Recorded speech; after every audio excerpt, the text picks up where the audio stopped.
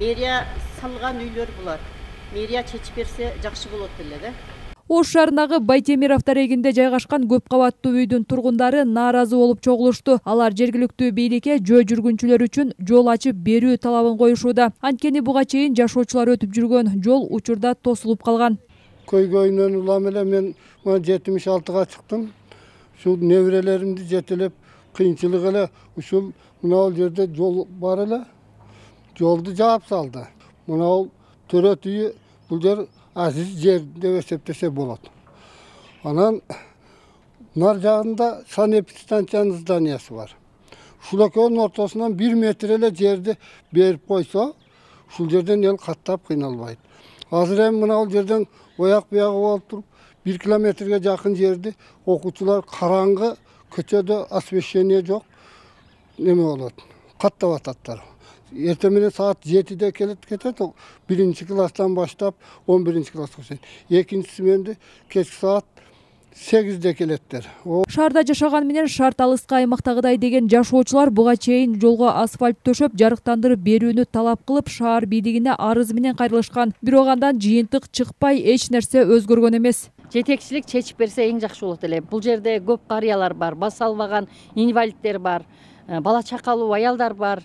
Кечиндеси сабактан келгенде, мисалы менин балам залга барат, спорт залга барат. Саат 7-8-дерде келет. Ошол дагы жолду айланып араң келет. Ал келгичек мен да кабатыр болом. Эртең менен таңкы 7-де кетишет. Эртең менен 7-де чыгып кеткенде да ушул мына айланпа жол менен келип кетип атышат, караңгы болуп атат. Сабакка да жетишпей калатышат. Ошол бул жакка чыкканда биз жеңил желпи тезирээк барып, маршруткага отуруп, иштегендер ишине, окугандар окуусуна барчу эле да. Азыр эми кыйынчылык болуп, бала чакалуу аялдар ушу балдарын күзөтүп жолго чыгышка туура келип атат. Себеби бул жол караңгы жолдо кичинекей наристе балдарды калтырып коюш кооптуураак. Кафе менен сүйлөшүп ачып берсе болот, бирок бул бүгүнкү күндө жеке менчик. Ошол кафеге чейин мына жерде областык роддомдун немеси аймагы болот. Бул жагы мына СЭСтин аймагы. СЭС дагы каршылык көрсөткөн, биз ачып бере албайбыз деп, областык роддом жанагындай эпидемиологиялык кырдаалга байланыштуу биз вообще закрытый болуп калабыз ошол убакта. Ошон үчүн биз бул жакты ачканга каршыбыз деп, эки тең каршылык көрсөткөн, ачып бергенге мүмкүнчүлүк болгон эмес.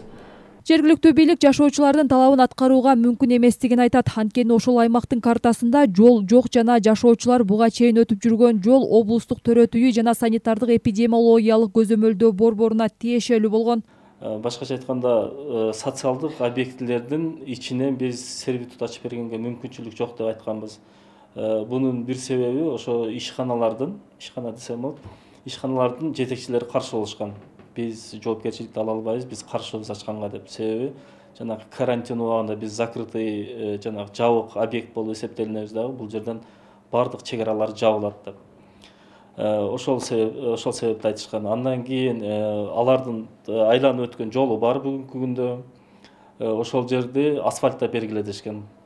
Асфальтта берүүгө дагы мүмкүнчүлүк жок дегенбиз. Себеби ал жерде ошо жол салуу боюнча адиси жүргөн.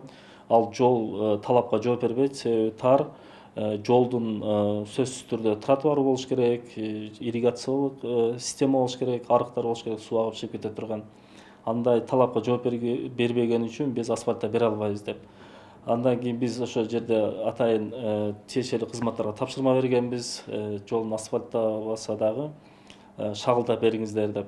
Анан кийин түнкү жарыктандыруусу боюнча дагы сөз болгон. Ал жерде биз Ош шаар свет ишканасына атайын жанагы актын негизинде, түзүлгөн актын негизинде кат жолдоп тапшырма бергенбиз. Мэрия ушул жылдын февраль айында комиссия түзүп маселе менен жеринен таанышкан. Бирок алар тараптан аракеттер болгону менен жыйынтык болбой жатканын кошумчалады. Айжамал Түгөлбай кызы, Асылбек Турдалиев, ТМЖ жаңылыктары.